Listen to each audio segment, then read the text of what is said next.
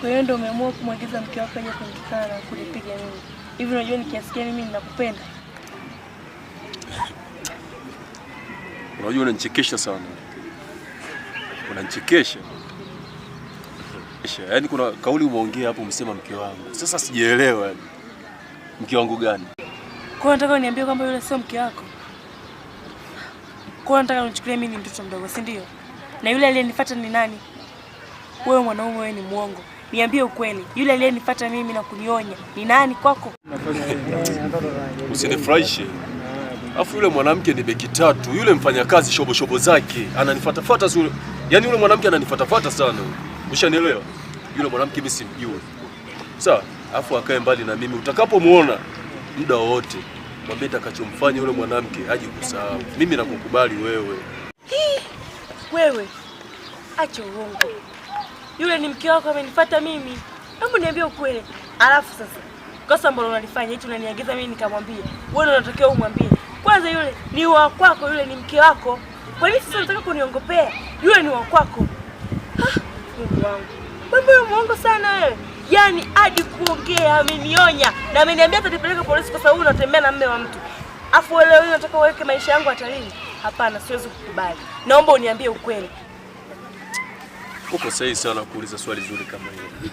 Ila ukweli wangu wa mwisho mimi ni mmoja kwako kukueleza. Nimekwambia yule ni mfanyakazi wa ndani.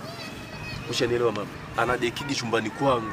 Afu ana shobo sana yule mwanamke. Yaani mimi simpendi kabisa. Ananifuatafuata mimi. Yaani sijui kwa nini. Hivi ananichukuliaje? Umenidanganya? Anadeki chumbani kwako? Yaani hapa ndo unazidi kunidhibitishia kwamba yule pale ni mke wako. Yeye ananiambia kabisa anadeki chumbani kwako. Serious? Hivi nyinyi wanawake kwa nini mnapenda kudanganywa sana? Nimekwambia ukweli au uniamini. Yaani mnaunyima ubongo wenu uwezo wa kufikiria. Yaani unafikiria karibu kuliko mbali. Unataka nikudanganye? Yaani nikwambie vitu vya uongo yani ndio uniamini kwenye maisha yako, si ndio? Nilichogundua kutoka kwako ni kitu kimoja. Unataka nikudanganye. Ila mimi sitaki kufanya hivyo. Yaani mimi nataka nikwambie kwamba babangu ni bakresa, afu mimi natembelea miguu. Kweli? Inawezekanaje sasa? Au nikwambie sio dadangu Nzuchu yule? Unataka kusikia hivyo? Mimi sitaki hivyo. Sawa, mimi nakupenda na kuhitaji. Wewe unanielewa mama mapema. Usichelewe kunielewa. Hebu tumia ubongo wako kufikiria. Nimekwambia ana deki ndani. Mtu ana deki ndani, shida iko wapi? Umeshanielewa mama? Kwa hiyo ifanye hivyo. Nielewe tu, nikubalie.